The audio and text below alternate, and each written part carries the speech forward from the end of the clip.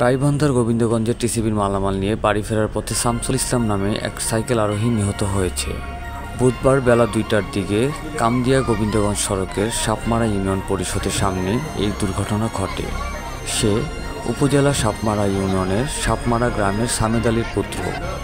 স্থানীয়রা জানান, ইউনিয়ন পরিষদ চত্বরে ডিলারের কাছ থেকে এক টিসিবির মালামাল নিয়ে বাড়ি ফেরার জন্য রওনা দেয় শামসুল। এই সময় দ্রুতগামী একটি চাল বোঝাই একটি ট্রাক তাকে চাপা দিলে সে ঘটনাস্থলেই মারা যায়। পরে ফায়ার সার্ভিসের একটি টিম খবর পেয়ে লাশ উদ্ধার করে পরিবারের কাছে হস্তান্তর করে। ঘটে আমরা গোবিন্দগঞ্জ মহলে আমাদের মেসেজটা দেয় যে সাপমারা ইউনিয়নের সামনে একটা দুর্ঘটনা ঘটছে, ট্রাকের নিচে একটা ভিক্টিম পড়ে আছে স্পটে। আর বলা মাত্র আমরা অবশ্যই রওনা দিই, আসার পরে দেখি চাকার নিচে ভিক্টিমটা পড়ে আছে। তো আমরা ভিক্টিমকে উদ্ধার করে আমরা বডি ব্যাগে করে আমরা স্থানীয় প্রশাসনের কাছে আমরা হস্তান্তর করছি।